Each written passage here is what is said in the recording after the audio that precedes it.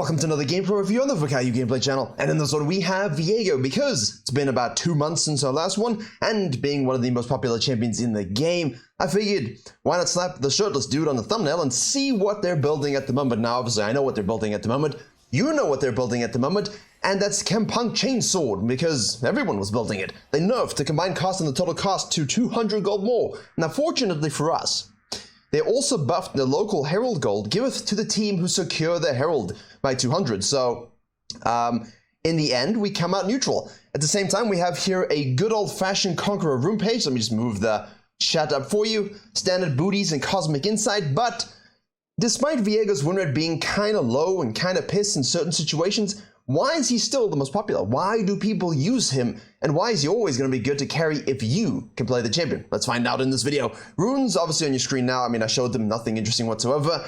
Don't forget, we are having a bootcamp at the end of August, beginning of September with Gosu Academy, so I will leave a full information at the end of the video. You can go ahead and watch that. We have here some early vision on the Xin Zhao. I don't know why you would play that champion unless it's against the fiddle. It is so bad. It's so bad. But then again, you know, in high elo, you can really play whatever you want as long as you're good with it. So, live companion guides, Volleyball Warwick, also linked below. Really good for my in-depth coaching tips. I will be releasing a whole bunch of champions, including VIEGO soon, so keep your eyes out for that. In the meantime, blue buff into El Grump. Now, if you watch the main channel videos, we have Akshan vs Malphite rock solid, on the released on Tuesday, I think it was. I talked a lot about a player, Zib, who has been doing Red Raptor's Grump into some kind of flexi clear. Really, more decisions are at your disposal if you do that from the red side of the map than any other clear in terms of, even if you want a 5-camp, 4-camp, gank, crab, invade, whatever you want you can do. And, you know, it's a bot lane centric meta because yes, they buffed the dragons and so they're going to be much more difficult to secure. A lot of dragons had their innate stats buffed, so are we really going to be doing anything about a Kled Nasus early, you know? Is a Kled Xin Zhao and a Nasus VIEGO a 2v2 fisting that you really want? I mean, I don't really think so. He pulls out his red because obviously you have to be concerned about the fact that the Xin Zhao is going to do the Red Raptors Grump and invade or sort of gank.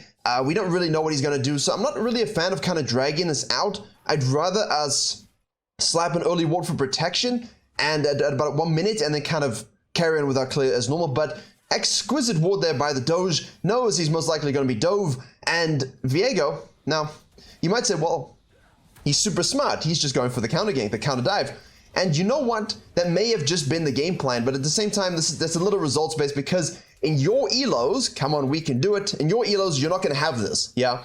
This is very much a high elo kind of read and play, and I like to always point that out to you, as we kind of missed that there, because you're not going to see people do good dives or even plan ahead and look at wave states to commit these dives. All we really need to see is that the dude did a 4-camp in a clear because he's got 16 CS plus a blue buff. Well, it's possible he did the Grump. It's possible, but he was kind of out quick for 4 camps. So, yeah, but you don't really truly know. At least you know he did 4 camps and did both buffs, which is all you really need to know. Now, of course, you know you're going to give this up. He has prime mid lane. Super low Malphite, has to be really cautious. There it is. You see? That's why you F key, that's where you click around, and that's why you just sometimes have to know when to give things up. And in this situation, you know, he runs across mid lane here, gets the gank. Really good power thing, by the way. That's what Xin Zhao does super well. This is kind of pointless. Are we expecting him to go up instead of going down to the crab? This is silly. I guess we're looking potentially for the kill in the Akshan, but I don't agree with this, which is why I picked a massive VIEGO game, because I usually cover challenge of VIEGO games, and I'm like, look at this perfection. And I think, you know, while he's going to have a really great game, and I'm going to show you exactly how to carry with this build we're talking about here, it's also very vital that we look at what you should not be doing in terms of efficiency. Now, Xin Zhao obviously is quite low after that. He shows up again here, decided not to go for double scuttle despite the prior advantage. He preferred to gank the lane, shove it, and let Akshan reset, which is fine. At this point, you probably expect... Thank you. You probably would have expected the VIEGO to maybe just cut down where you did this gank and snack it. So I do understand to a certain degree. The Xin Zhao is giving up that bottom scuttle, but a bit of a fiesta. Let's be honest with you. Not the most logical reads. I feel like we're just leading on hormones and emotions this game, but definitely this was silly. No point doing this. No point doing this because you know it's down 20 CS. You see 16 top. All that tells me is that he thought he had 20 here and recognized 20 here and thought he skipped the scuttle. That's all that tells me. So bad tracking costs you. And on my Patreon, I'm going to upload a diamond coaching I just did yesterday showing the difference between like a D4 and D1 jungler in terms of, you know, that hyper attentive tracking and the amount of information you can get from them to predict where they're going to be. It's really how you control the enemy jungler. Great with VIEGO. It should be up probably later or maybe tomorrow. So regardless, a little bit messy there. Not really sure exactly what everyone was thinking. Obviously, great kill by the VIEGO onto the Karma. Move on down to a tier 2 Grub, tier 2 Wolves. We can sequence up. This is what I don't like because we could have very easily skipped the Krugs, kind of into Raptors, shadowed this, or just 3 camped here and then look for bot lane pressure so you can loop to this dragon. Why is that crucial? Because the Xin Zhao's obviously also going to be going up again. He's going to want to get his Clutch snowballed. And this 8-minute Herald is the thing you want, ladies and gentlemen. That is the thing we want still. Plate gold, turret annihilation, game state elevation, and 200 gold local. Now, you can also just take the dragon at 6-7 minutes after good bot lane pressure.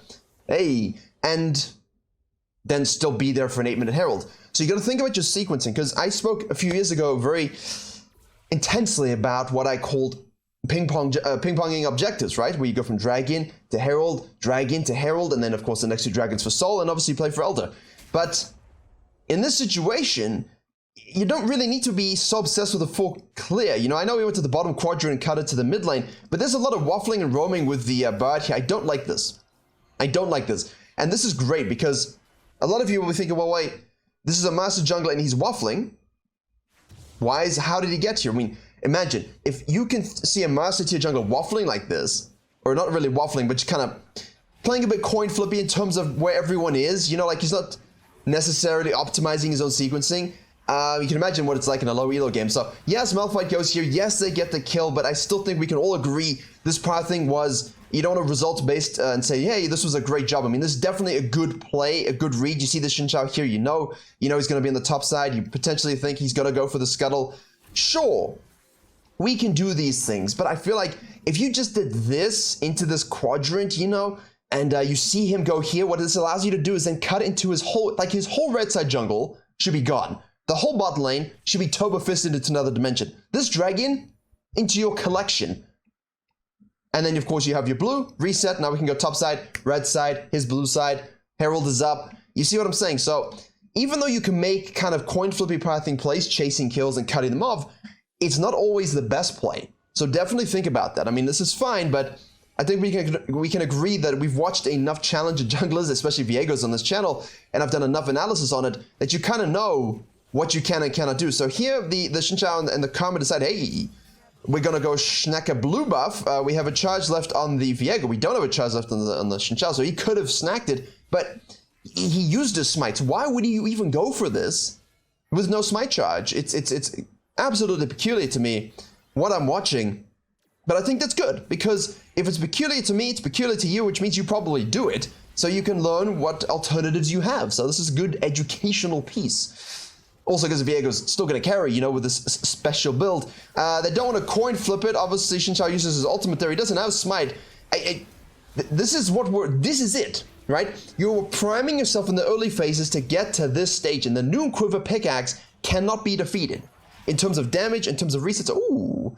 And of course, both junglers, like the VIEGO, it's not optimal jungling, but he's just punishing the enemy jungler's aggressiveness, I guess. But I don't know why you would fall back to a dragon, but this is the new reality with these new drakes. People are going to be a little bit over-obsessed with them until we really feel the impact of what they can and cannot do in terms of forcing skirmishes, the time it takes to secure them, the buffs we get from them.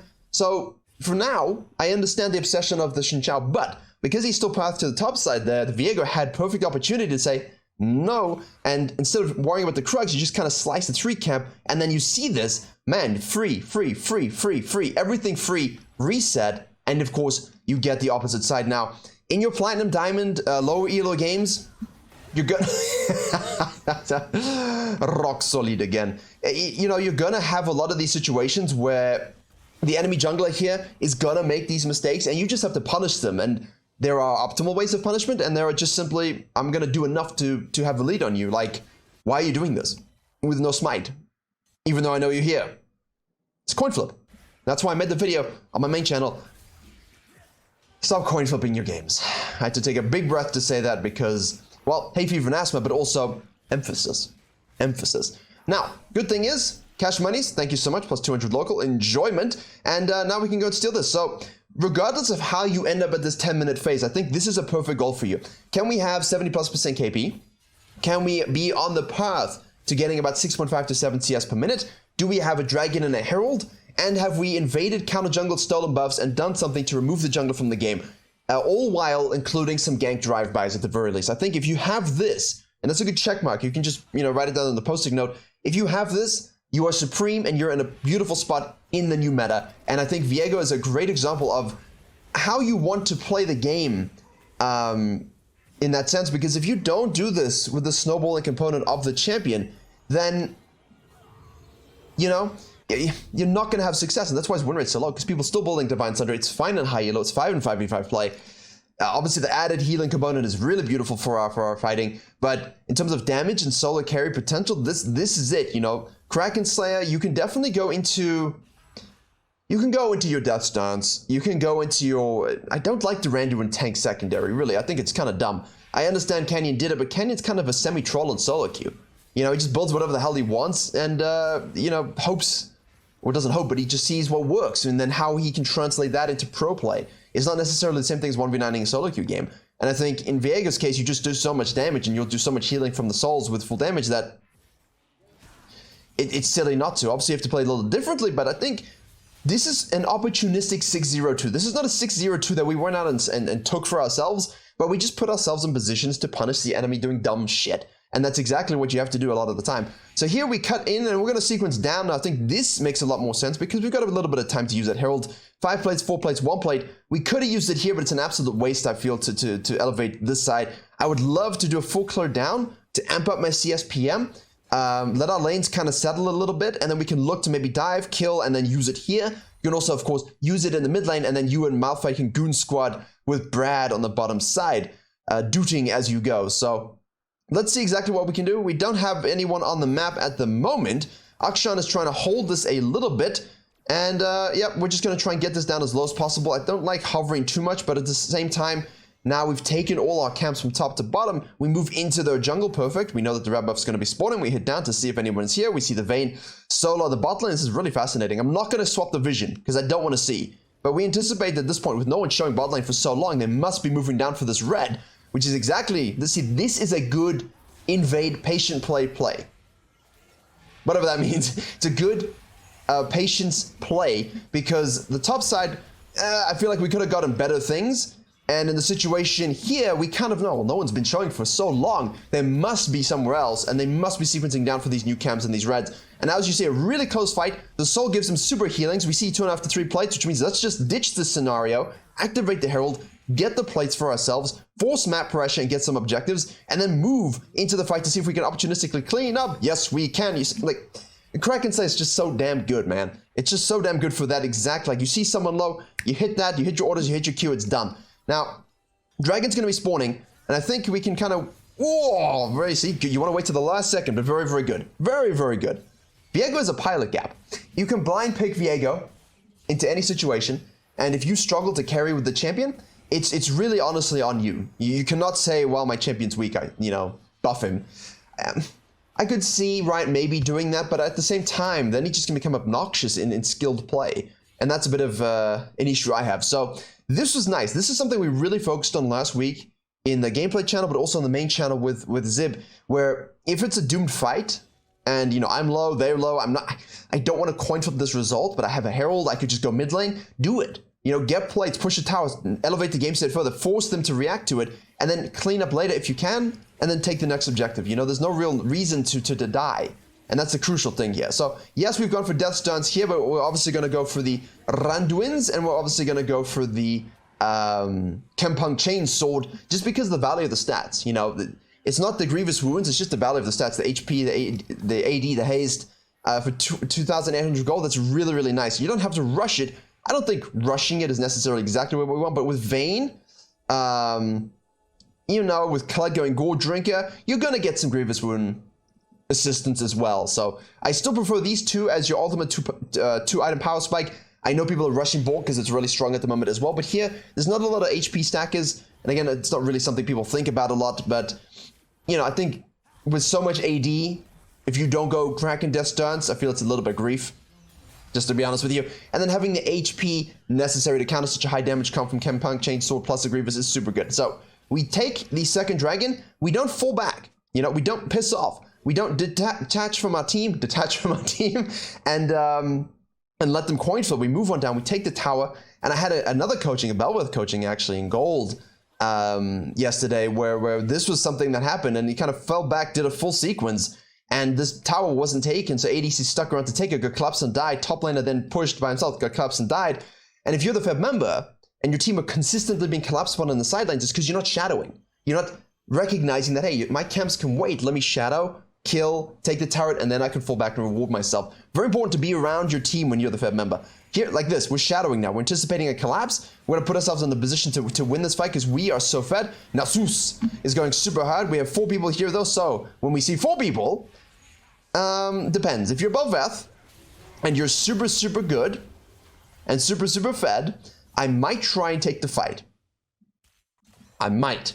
As Zyra, I'm probably looking to hit a full combo and see if I can kill 1 person, if I can get 3 people knock up, if plants are going Leandry's crazy, I might stick around a little bit. But if you're melee into that comp and you see outnumbered and you think your Nasus is not going to be able to do anything, again, call it, leave it, it's okay to make that decision. Now, losing the second Herald would be a bit of an issue, so he decides he's going to leave the red, he's going to hit the plant here to have a look, which I think is prudent, considering the gold amount as well. Also had that HP buff as well, so nice and thick on the Herald. Make sure you read those patch notes, full, huge list of patch notes. That's why I didn't do best junglers, because I kind of want to let the runes settle, the Dragon Herald buff settle, and let's see what junglers kind of come out of the woodwork to match the tempo and the pathing necessary to win. But VIEGO definitely is one of those. Xinjiao, no. They killed Karma, who's a bit out of position. The Nasus is not, I was going to say Nasus again, is out of a great bottle, though. We do secure that, so we get to split that gold as well. Now we can just keep chaining. He's going to chase. All chasing. The railway transportation that the US wish they had. Moving to the red side of the map, Kled. Good transition here. Let's shove this. Let's see if we can collapse and make a kill. Obviously, you want to be aware of who's alive and who isn't, but at this point, I don't think I really give a shit. I really think I can just try and kill anyone I want. We have a lot of gold now. 1,600? No, not that much. Nasus, you know you're tanking a tower there, buddy boy. You're tanking a tower. There we go. Thank you so much. But, Gem. Siphoning strike. I mean, what is... Never mind. Really funny champion. Flash. Dum dum dum dum dum dum. I mean, you don't do damage. Help, but help, ambush, run. Okay, good. Now, obviously, we have this. We can fall back to if you feel like you need a little bit of gold. Karma's going to try and cut us off, so we can just cut up here and take this for some replenishment. We do have a smite dragon up, not up at all. So if a dragon's up in like 10 seconds and you smite the grump, well, maybe you have enough HP to just kill them and then take it without smite. That's maybe a play. But yeah, just watch your smites and your objectives. This is a neutral crab. We want to snack it. We want to take it. We want to deny it. We want to enjoy it. Up 2 levels, exactly right. About a minute to go. So let's basically see. This is the crucial thing. People will see this and see this and see this. They get see this and see this and see this. I said it really quickly. They get kind of anxious. Like, I need to take the blue. I need to take the wolves, and then I can reset for the dragon. But by the time you've done that, your team's dead, or you're not in a position to secure it, which is crucial, you know? So now, of course, we're going to go into the Randuins. I kind of thought he's actually going to rush it a little sooner. I'm going to slap it on the thumbnail anyway. Or actually, yeah, I'll slap it a little differently, but people are rushing it about 3rd, typically. I know some people like to just go at 2nd because of the stats, but I think 3rd makes a bit more sense. As long as it's in your build, I think it can provide a lot of value in your game style, so... While we speak to that, we kill the enemy jungler. We're gonna schnack this. This is pretty. You know, like, you might feel this game is GG, but look, there's a huge gold swing coming. Huge gold swing, and that's why I picked this, because I wanted someone who was gonna carry, but also at the same time, how do we throw so heavily? Like, I'm talking 3-5k gold swing almost, you know, like the huge lead they accumulate, gone. And that's something that really hits a lot of you in most of your elos. Without a doubt, hits most of your elos, I think. Really important to understand that, hey, we're winning. let's not just chill too much. You're like, now Sivir's going back to base. You're gonna be able to split. That's my camp. Split while the Nasus kind of does this. Now they're all basing, so while they're basing, if I don't need to base, yeah, clear some camps, push some waves, get some vision down, make a pick 1v1 if someone steps out, but don't now push too much. Or like if Sivir goes base and Nasus is here, don't like try and fight 3v5 here, you know what I mean? So you have to be a bit cautious, and I think this so far is fine. Kind of curious to see how it develops. We want to use this Herald really soon, and I think we need to use it for a bait on the Baron, because ideally we kind of took the Baron and then used the Herald with it, just to kind of really shove it down. But that wasn't really what we could do because Sivir needed to base. So he has to use it with no... Yeah, he just has to use it. There's, that's just it. Sivir presses R. Nasus is now here. Alright. 4 people holding the mid lane. Kled goes bottom lane. You could actually look for a 5v4 engage here because Nasus could TP him, but Malphite goes way too deep. VIEGO goes way too deep. Bart's ult misses. Kled actually rotates exactly what we were talking about. Obviously, Nasus is TP'd in as well, but that's the whole thing, right? It's kind of too close of a play. Yeah, Akshan, alright, so now he revives everybody. That's it. You gotta be careful here. Now, if your Nasus won't TP, which I think most elos we can agree won't happen, just be very cautious about the rotation from the enemy top laner. Be very cautious about the fact that it's a Vayne, it's an Akshan, there's a Samira. The Xin Zhao can really disrupt your team fight positioning and dismantle you in that sense. This was huge, actually. And Malphite just goes too deep. The VIEGO goes a little too deep himself. We compromise. And in these situations, it's a perfect situation to go, Kai back a little bit. Be opportunistic with your fight. Don't ult in and follow the Malphite blindly, But good, well played by the blue team. And obviously, Akshan is the reason they kind of are able to snack this Baron. But that's a lot of shutdown. And now, the specifics of it don't really matter. Like you lost the fight, you lost the fight. You can go slow-mo POV, record your POV, go slow-mo, see exactly what you did that caused that fight to go to the other team. That will change game to game for you, especially as VIEGO, because of course you're not Divine Sunder or gaming at the moment. Here we go, the Chempunk Chainsword. But if you're throwing games like this, every game, like you engage too far, you follow a bad fight yourself, you don't back off, you die randomly giving shutdowns, like that was his first death, and you're throwing a Baron in the other direction while giving them a super wave to feast on with the Baron buff. All it takes is one dumb mistake, all it takes is one bad fight, all it takes is one unfortunate happenstance, and you're just in a losing game, Like here's Sivir, why is she here? Why is Malphite here with her? This is dumb, but there's nothing you can do about it, so you let him do it. So what do? We need to offset pressure, so let's offset pressure. We go to the bottom lane, we push this. We force them to think about maybe rotating. With this whole point coming up very soon. We want this. I think here I would take this. I would take the crab. See, this is why I kind of get really zoned in. I would take the crab, potentially. If I didn't have enough gold, like if I was close to the gold for Chempunk Chainsword, I would just take the crab. And then maybe the blue side, which would give me enough to take it. Just so that, yeah, they're going to take the dragon, I can do nothing about it. But maybe I can just get as strong as possible. And maybe there's cleanup kills to be had afterwards. But obviously here he decides to reset a little sooner. I do think that Scuttle should have been taken. Now we're going to try and pull a fight before it. We do force the flash out. Again, the Xin Zhao, that's a disruption with his ultimate that he allows. Malphite's way too deep here. VIEGOs are pushed off to the side. They're 5 people. They can focus one at a time. You cannot go in against them. And this is what we're trying to avoid. We're trying to bait time. Now this crab is huge because it lets you see this movement, right? It lets you escape up. It gives you accessibility to the zone if you wanted to steal it potentially. I think if you got a Nasus here and you could steal this Baron, then I would do it. But it's not a Baron, obviously. It's a dragon, but you know what I mean. Right, Akshan mid lane. See, I think we should have that because we could see this. It gives us a bit of a window into what's happening. Good ult. But careful. Nasus is now cut off by the Kled, so he doesn't want to fight him at all by himself. Yeah, see, these will be up again. You know what I mean? Like, we could have taken all of that, done the same kind of thing. I know we're looking for that team fight, but this is it. You have a perfect game. You fuck this up a little bit, and now they get a Baron, and now they're pushing, now they're one big unit, and it's always solo responsibility, because what could you have done otherwise? Now Malphite goes into the tower here, they reverse throw by going way too deep. VIEGO's clearing his blue side, collapses in here, sees, hey, this is potential for good, and there you go. Flash Q, we're going to make sure we get that. Now we're Akshan, which is really not that great. We use Alpha repositioning, and actually we're not Akshan. And then we go ahead and we hit our W, and there he goes. Sorry, I was confusing myself, even myself there. Huge. Why do people do this? Why do people do this? Here, why are we going too deep? We can see the Nasus here is going to have to TP in the click and rotate first. Why are we tower diving versus Malphite knowing VIEGO could be in the area? We just saw him. Both teams making the same crucial late game error. Crucial throws. And at the same time, that's why it's so important that you have the right atomization. That's why it's so important that you yourself are fed, because in those situations, yeah, we died one time. Let's just say we're all allowed to die one time.